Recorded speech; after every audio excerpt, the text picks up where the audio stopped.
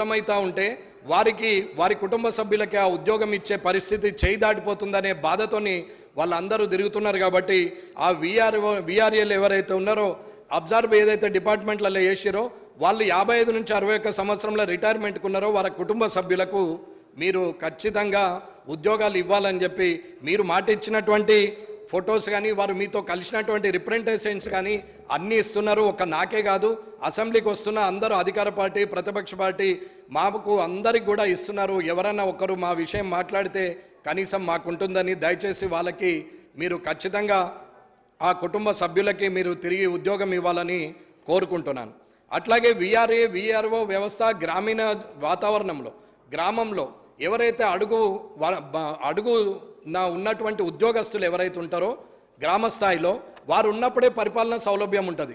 జిల్లాకు ఒక కలెక్టర్ ఉండొచ్చు, జిల్లాలు 33 చేయొచ్చు, జిల్లాకు ఒక ఎస్పీ కావచ్చు, ఒక్క కాన్స్టిట్యున్సీకి ఒక జిల్లా చేయొచ్చు, కాదని నేను అనట్లేదు. కానీ ఏది చేసినా ప్రజలకు అనుకూల వాతావరణం చేయడానికి మాత్రము కింది స్థాయి ఉద్యోగులు ఉండాల్సిందే. పంచాయత్ సెక్రటరీ కావచ్చు, కారోబార్ కావచ్చు, శానిటరీ లేబర్ కావచ్చు, ఇది మన ఈజీఎస్ ఫీల్డ్ అసిస్టెంట్ కావచ్చు, అంగన్వాడీ సూపర్వైజర్ కావచ్చు, వాటర్మెన్ కావచ్చు, విఆర్ఎం కావచ్చు, అంటే మస్కూరీ కావచ్చు, ఆ విఆర్ఓ కావచ్చు, అక్కడ అన్ని డిపార్ట్మెంట్లకు సంబంధించిన లైన్మెన్ అట్లాగే వాటర్మెన్ ఇట్లా అన్ని డిపార్ట్మెంట్లకు సంబంధించిన వాళ్ళు గ్రామీణ స్థాయిలో ఉన్నప్పుడే అవుతుంది. ఇప్పుడు కొత్తగా అన్నీ ఆన్లైన్ అంటున్నారు. ఆన్లైన్ అంటే ఎవరికి చెప్పుకోవాలన్నా ఎవరికి అర్థం కాని పరిస్థితి. ఉన్నందరూ కూడా గ్రామంలో దోతి కట్టుకొని పాత చెప్పులు వేసుకొని వాళ్ళు కాగితాలు పట్టుకొని తిరుగుతూ ఉంటే ఇది మా చేతిలో లేదు పోయి కలెక్టర్కి గెలవమని చెప్తారు. కలెక్టర్కి గెలిస్తే ఇప్పటి వరకు కూడా ఏ మార్పులు అయిన సందర్భం లేదు. ప్రజలకు ప్రభుత్వం మీద విశ్వాసం పోయే పరిస్థితికి విసిగివేసారిపోయే పరిస్థితికి వచ్చింది. మీరు కూడా ఏళ్ల నుంచి మీ కాన్స్టిట్యున్సీల్లో మీరు కూడా ఆ బాధ చూస్తుంటారు. కాబట్టి గౌరవ మంత్రివర్యులు అది తొందరగా క్రియేట్ చేసి గ్రామీణ వాతావరణంలో క్రింది స్థాయి ఉద్యోగులను ఏర్పాటు చేయాలనేది కోరుకుంటున్నాం. ఐఏఎస్లు ఐపీఎస్లు చేయాల్సిన పనిని కూడా కింది స్థాయిలో ఉన్నటువంటి ఉద్యోగులు ఇచ్చే రిపోర్టు మీదనే వారు మీకు సంబంధం చేస్తారు. వాళ్ళు మీకు ఏదన్నా జాబితా పంపిస్తారు. కానీ డైరెక్ట్గా కలెక్టరే ఊర్లలోకి పోయి పనిచేసే వ్యవస్థను తీసుకొస్తే రాజే ఒక్కడు, రాజు మంత్రి అంతా ఒక్కడై కూర్చుంటే కష్టమవుతుంది అనేది నా అభిప్రాయం. కాబట్టి పాత పద్ధతిలో ఏదైతే గ్రామీణ స్థాయిలో ఉన్నటువంటి ఉద్యోగస్తులను ఇవ్వాలని చెప్పి నేను కోరుకుంటున్నాను. అట్లాగే ఇప్పటి వరకు స్కూళ్ళల్లో కూడా మిడ్ డే మీల్స్ కానీ, స్కూల్లో బాత్రూమ్స్ కానీ, వాటర్ కంటిన్యూస్ రన్నింగ్ వాటర్ కానీ, అలాగే అక్కడ ఉన్నటువంటి స్కూల్ ఇన్ఫ్రాస్ట్రక్చర్ కానీ, ట్యూబులు కావచ్చు, లైట్లు కావచ్చు, ఫ్యాన్లు కావచ్చు, బెంచీలు కావచ్చు, అవన్నీ కూడా ఉండాల్సిన అవసరం ఉంది. కొత్త బిల్డింగ్లు కట్టాల్సిన అవసరం ఉంది. ఏదైతే ప్రైవేటు స్కూల్స్కు ధీటుగా ఈ స్కూల్స్ నడవాలని నేను కూడా కోరుకుంటున్నాను.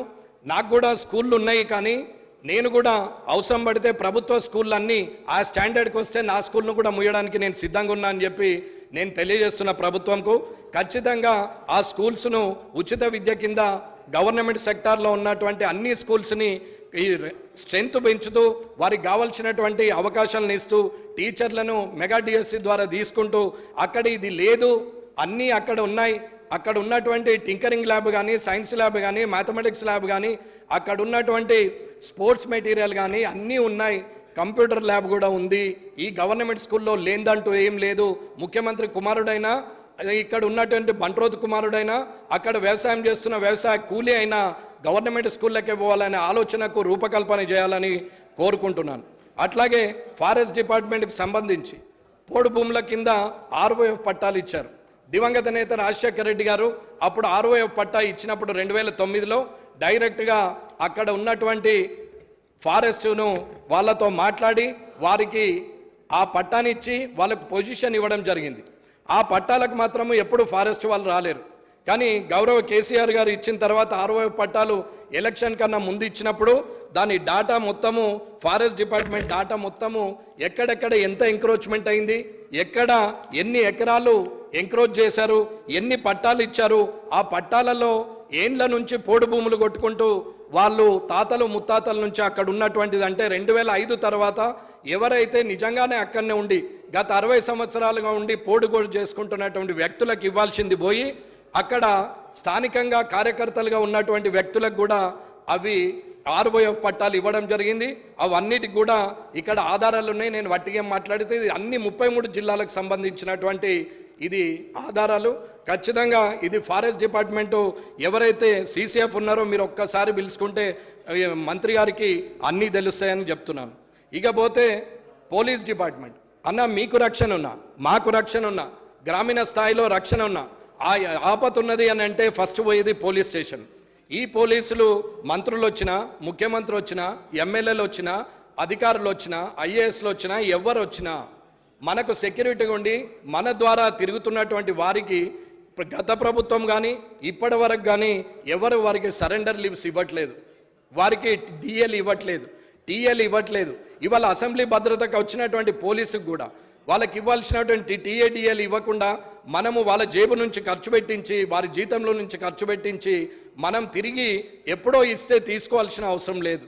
పోలీసులకు దాచుకున్నది ఏదన్నా ఉంటే అది ఆపత్కాలంలో పనిచేస్తుందని అనుకుంటే ఆ కానిస్టేబుల్ కానీ ఆ SIలు కానీ వాళ్ళందరికీ కూడా ఇబ్బంది అవుతుంది. కాబట్టి పోలీస్ డిపార్ట్మెంట్కి దయచేసి ముఖ్యమంత్రి గారిని, శాసనసభ వ్యవహారాల శాఖ మంత్రి శ్రీధర్ బాబు గారిని నేను కోరేది ఏంటంటే, అన్న మన అందరికీ రక్షణ ఉన్నది. వాళ్ళు ఒక్కరోజు స్ట్రైక్ చేస్తే మనం ఏం చేయలేని పరిస్థితి. వారు ఒక్కరోజుకి మానేసి అందరూ ముదురుకొని కూర్చుంటే మనం ఎక్కడో పరిగెత్తాల్సిన పరిస్థితి. ఆ పరిస్థితి రాకుండా చూడాలా, వారికి తొందరగా ఇవ్వండి. ఖచ్చితంగా ఏవైనా ఇంకా వేరే యాప్ అయినా సరే పోలీసులకు మాత్రము అది ఇచ్చేయాలని చెప్పి నేను కోరుకుంటున్నాను. పోలీసులు అంటే నాకు ప్రేమ ఉన్నదనేది కాదు, కానీ పోలీసులు ఇస్తున్నటువంటి భద్రత వల్ల వారు అభద్రతా భావానికి ఆర్థికంగా ఉండద్దు అనేది అధ్యక్షుల ద్వారా నేను మంత్రివర్యులకు తెలియజేస్తున్నాను. కాబట్టి అలాగే ఇప్పటి వరకు జోనల్ ప్రమోషన్స్ ద్వారా ఏవైతే జోనల్లు పెట్టిరో, ఇంతకుముందు ఆదిలాబాద్ నుంచి ఇటు మెదక్ వరకు ఉండేది, అక్కడ ఆదిలాబాద్, నిజామాబాద్, మెదక్ అనుకుందాం. అలాగే ఇప్పుడు ఏమైంది, కామారెడ్డి నుంచి అటు కరీంనగర్, సిరిసిల్ల, రాజన్న సిరిసిల్ల జోన్ చేశారు. ఈ జోన్ చేయడం వల్ల పోలీసులకు ఏవైతే ప్రమోషన్స్ రావాలనో అవన్నీ తేడా అయిపోయి రావాల్సిన వాళ్ళకి రావలేదు. ఎవరైనా ఒక్కసారి దాన్ని కూడా జోనల్ దాన్ని కూడా రీసెటిల్ చేయాలని కోరుకుంటూ 3170 కానీ GO 46 కానీ ఇవన్నీ కూడా ఉద్యోగస్తులకు చాలా ఇబ్బంది ఉంది, చదువుకున్న యువతకు కూడా ఇబ్బంది ఉంది. కాబట్టి మీరు అందరూ కూడా దాన్ని 317ను కూడా ముఖ్యమంత్రి గారు రీసెటిల్ చేస్తామని చెప్పారు. తిరిగి పునరాలోచించి అది కూడా చేయాలని అనుకుంటున్నాం. అలాగే ఎక్స్-ఎమ్మెల్యేలు, ఎక్స్-ఎంపీలు, ఎక్స్-ఎమ్మెల్యేలు, ఎక్స్-ఎంపీలు ఉన్నారు. అంటే 2 టర్ములు 3 టర్ములు చేసిన వాళ్ళు ఉన్నారు. 1 టర్ము చేసిన వారందరూ కూడా భద్రాచలం కానీ, కొత్తగూడెం కానీ, ఆదిలాబాద్ కానీ, ఆసిఫాబాద్ కానీ అడవి ప్రాంతాలు ఏవైతే ఉన్నాయో వాళ్ళందరిట్లలో కూడా సంచరిస్తూ ఉంటారు. కాబట్టి వాళ్ళందరికీ కూడా గన్మెన్లు తీసేయడం జరిగింది.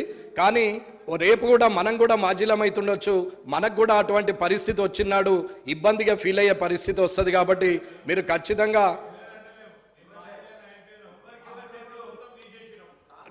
నేను పార్టీల పరంగా చెప్పట్లేదన్న, నేను శాసనసభ్యుల గురించి చెప్తాను. నాకు సమాధానం అన్నా, నాకు ఇది ఇవ్వాలి అనేది నేను కోరుతున్నాను ప్రత్యేకంగా.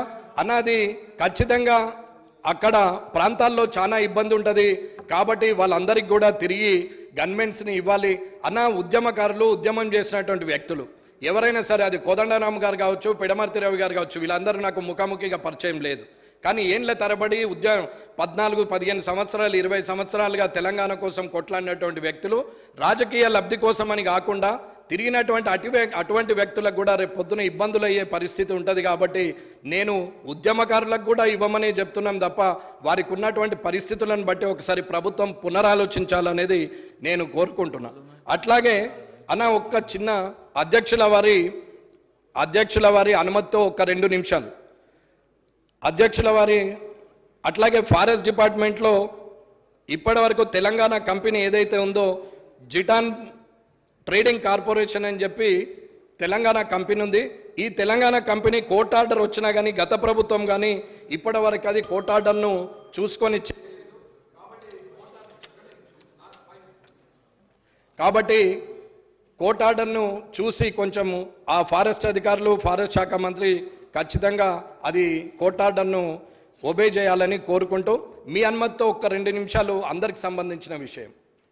అన్న, నేను కొత్తగా ఈ సభలోకి వచ్చిన, నేను నిన్న కూడా చెప్పినాం, సభ ద్వారా ఎన్నో మాట్లాడాలా, ప్రజలకు పనికొచ్చే మాటలు మాట్లాడాలని చెప్పి నేను కూడా అనుకున్నాను. ఒక్క 2-3 నిమిషాలు ఇవ్వండి దీని గురించి. అన్న నేను రాత్రులు కూర్చుండి డేలో కూర్చుండి కొత్తగా స్కూల్కి పోయినోడు రాసుకున్నట్టు రాసుకుంటున్నాను. ఇది ఈ సబ్జెక్టులన్నీ కొత్తగా స్కూల్కి పోయినాడు కొత్త బ్యాగ్ వేసుకొని ఎట్లా పోతాడో అట్లా వస్తున్నాం. వీడికి వచ్చి చూస్తే ఏమవుతున్నది, ర్యాగింగ్ లాగా ఉన్నది. అన్న నేను ఎవరిని ఉద్దేశించి మాట్లాడి, దయచేసి 50 మంది కొత్తలు ఉన్నాము, ఇంకొక 60 మంది పాత వాళ్ళు ఉన్నారు, చాలా సీనియర్లు ఉన్నారు. అన్న మార్గదర్శకంగా ఉండాలనేది నా ఆలోచన. సభ నడుస్తుంటుంది, సభ్యుడు మాట్లాడుతుంటాడు, ఒక 4 అక్కడ నిలబడి మాట్లాడతారు, ఒక 3 ఇక్కడ నిలబడి మాట్లాడతారు. సభ నడిపేటప్పుడు కనీసం సభా సంస్కారం ఉండాలి, మనం మాట్లాడకూడదు, సభాధ్యక్షుడు చూస్తాడు అనే ఆలోచన ఉండాలి. శాసనసభ వ్యవహారాల మంత్రి గారికి నేను కోరేది ఏంటంటే, అన్న రేపటికి మనం మార్గదర్శకంగా ఉండాలని కోరుకుంటున్నాం. కొత్తగా వచ్చిన పోయి రేపు పొద్దున మారకపోతావా, నేను చూడకపోతానా అని ఎవరన్నా అనుకుంటుండొచ్చు మనసులో. నేను మారే వ్యక్తిని కాదన్నా, రాజకీయాలకు నేను కొత్త కాదు, నేను జిల్లా పరిషత్ చైర్మన్గా చేసిన, నిజాయితీగా గెలవాలని చెప్పి ఇన్ని సంవత్సరాలు పట్టింది తప్ప ఏదో వంకరతో వల్ల గెలవాలనుకుంటే ఎన్నడో వచ్చేవాడిని. కానీ ఇవాళ కూడా అందరూ కష్టపడే వచ్చినా ఇక్కడికి వచ్చిన తర్వాత మారుతున్నారా, లేకపోతే ప్రజల్లో మాట్లాడే మాటకు అక్కడున్న సీరియస్నెస్ ఇక్కడ ఉండదా అనేది నాకు అర్థం కావట్లేదు. అన్న ఒక సభ్యుడు మాట్లాడుతూ ఉంటారు, మొన్న పెద్ద ఆయన అన్నాడు, నేను మాట్లాడేటప్పుడు ఎవరు ఉండరు అందరు పోతారు, నేను అయినా సరే రికార్డులో ఉంటుందని మాట్లాడాల్సి వస్తున్నది అని చెప్పిండు. అన్న సభలో ఉన్న సభ్యులు అందరూ కూడా వింటే మాట్లాడే వ్యక్తికి ఉత్సాహం ఉంటుంది, మాట్లాడిన మాటకు విలువ ఉంటుంది. నోటైన మాట మీ ద్వారా ఉన్న ఇక్కడ 119 మంది ద్వారా అన్ని నియోజకవర్గాలకు వెళ్ళే పరిస్థితి ఉంటుంది. అది చేయాల్సింది పోయి అందరం ఇష్టం ఉన్నట్టే వెళ్ళి వస్తున్నాం. సరే టీ బ్రేక్ అని ఉదయం 10 గంటలకు స్టార్ట్ అయితే ఒక 12 గంటలకు టీ బ్రేక్ ఇచ్చిన అందరూ ఒకసారి పోయి ఒకసారి వస్తారు. ఇది నడుస్తూనే ఉంటుంది, పోయేటోళ్ళు పోతుంటారు, వచ్చేస్తూనే ఉంటారు. కాలేజీల ఇంటర్మీడియట్ పిల్లల్ని చూసినట్టు అవుతున్నది తప్ప టీచర్ అటు చూసేసరికి ఒక పీరియడ్ అటండి ఈయనకెళ్ళి వెనక డోర్లకి వెనకకి వెళ్ళిపోయినట్టున్నది. ఇది పరిస్థితి అన్న నేను ఎవరిని అవమానించట్లేదు. ఈ సభ అంటే నాకు గౌరవం, ఇది చట్టసభ. ఈ చట్టసభలో ఖచ్చితంగా అందరం గౌరవంగా ఉండాలా. రేపు పొద్దున రాజకీయాలు నేను కక్ష ద్వేషాలతో ఉండాలని నేను కోరుకోవట్లేదు. అందరితోని మంచే ఉండాలి, కానీ మంచిని మంచి అనాలా, చెడుని చెడు అనాలా. అన్న ఇవాళ రుణమాఫీ ఉంది, నాకు అవసరం లేదు, నేను రావద్దని అనుకోవచ్చు, కానీ అది కాదు. చేస్తుంది మంచి పని, ఏ పార్టీ అనేది అనవసరం. ప్రభుత్వంలో ఒక సభ్యుడిగా ఉన్నాం, ఆ ప్రభుత్వం నాది, ఇది కాంగ్రెస్ ప్రభుత్వం అని మీరు అనుకుంటుండొచ్చు, కానీ ఇది తెలంగాణ రాష్ట్ర ప్రభుత్వం అని నేను అనుకుంటున్నాను. ఈ రాష్ట్ర ప్రభుత్వంలో 119 మంది సభ్యులం ఉన్నాం. ఈ ప్రభుత్వం మనందరిది. ఈ ప్రభుత్వం చేసే కార్యక్రమాలల్లో పోవాలా, కూర్చోవాలా. అక్కడ సోనియా గాంధీ గారిదో, రాజీవ్ గాంధీ గారిదో, రాహుల్ గాంధీ గారిదో మీరు ఫోటో పెడితే మేము వెళ్ళొచ్చేస్తుండే. కానీ అక్కడ ముఖ్యమంత్రి గారిది ఉంది, అక్కడ వ్యవసాయ శాఖ మంత్రి గారిది ఉంది, ఫైనాన్స్ మినిస్టర్ది ఉంది, కానీ ఇంకేది లేదు. అంటే ఇది రాష్ట్ర ప్రభుత్వము అని అనుకుంటున్నాం. మీరు కూడా అలాగే ఆలోచించమని చెప్తున్నా తప్ప నేను వేరే దాని గురించి ఏం మాట్లాడట్లేదు. తిట్టుకోవడం ఎంతసేపు అన్నా, సెటైర్లు 100 వేస్తాను నేను కూడా, బయట నా అంత సెటైర్లు ఎవరు వేయనేయ్యరు, కానీ నేను అట్లా వేయను. ఎందుకు అనంటే మాట్లాడడం, అరవడం, ఎదుటోళ్ళ మీద కామెంట్ చేయడం, అక్కడ మాట్లాడుతుంటే ఇక్కడ అడవడం, ఇక్కడ మాట్లాడితే ఇక్కడ అరవడం అనేది నడుస్తూ ఉండని రోజులు. ఏం లాభం, ఏమవుతుంది అనేది నా ఉద్దేశం. ఇకపోతే ఇప్పటి వరకు కూడా సభ గురించి నేను తప్పుగా మాట్లాడలేదు. ఇది కూడా నేను ఎందుకు మీ ద్వారా నేను ఎందుకు చెప్పాల్సి వస్తుందంటే, నేను మీడియా పాయింట్ మీద మాట్లాడినాం, ఇక్కడ మాట్లాడలే పరిస్థితి లేక, అంటే అలవాటు కావాలి. ఒకసారి ఇక్కడ మాట్లాడితే రెండోసారి నాకు స్టార్టింగ్ ట్రబుల్ ఉండదు కాబట్టి, సరే అక్కడ మాట్లాడినప్పుడు కనీసం మార్పు వస్తుంది అనుకున్నాం. పేపర్లో వచ్చింది, నేను ఏదో గొప్పగా అనుకుంటుండేమోని మీరందరూ అపార్థం చేసుకుంటారేమోని నేను ఇందులో మాట్లాడడానికి మళ్ళీ చెప్పాను తప్ప ఇంకా వేరే ఉద్దేశం లేదు. ఎక్కడైనా ఏదైనా సరే ఇది ఒక్కసారి గౌరవ శాసనసభ్యులందరూ కూడా మనం మనం ఉంటాం పోతాం. రేపు పొద్దున ఎంతోమంది ఉన్నారు, ఎంతోమంది రాజకీయ నాయకులు వచ్చారు. టక్కన చెప్పమంటే 5-6 పేర్లకి ఎక్క చెప్పలేం. ఆ 5-6లో మనం ఉందాము అనేది మన ఆలోచన. ఆ 5వ 6వ నంబరో 7వ నంబరో 10వ నంబరో మనం ఉండాలనేది ఆలోచన తప్ప ఏం లేదు.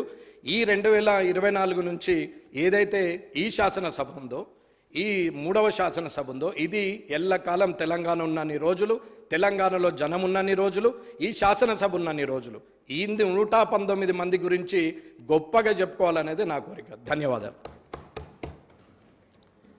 డాక్టర్ పర్ణిక చిట్టెం.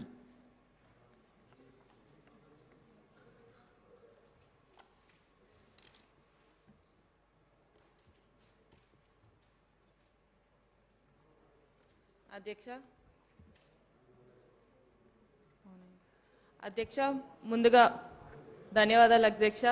అసలు మాట్లాడుకోని అనుకున్నాను, కానీ మీరు నాకు ఈ అవకాశం ఇచ్చినందుకు ముందుగా మీకు ధన్యవాదాలు.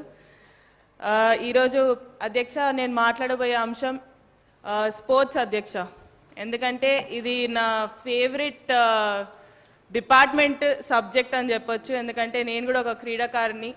స్పోర్ట్స్ అనేది ఎలా ఉపయోగపడుతుంది పిల్లలకి, చిన్నప్పటి నుంచే స్పోర్ట్స్లో వేస్తే వాళ్ళు ఎలా ప్రయోజకులు అవుతారు అంటే చిన్నప్పటి నుంచి